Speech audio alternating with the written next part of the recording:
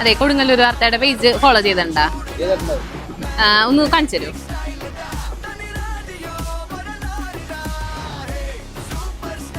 Play films original എന്നും കൂടെ ഒന്ന് ചെക്ക് ചെയ്യോ.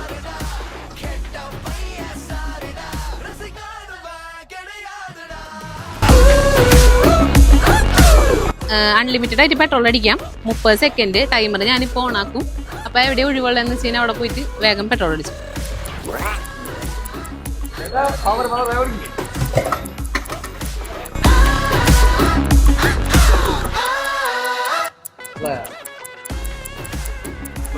സ്റ്റോപ്പ്.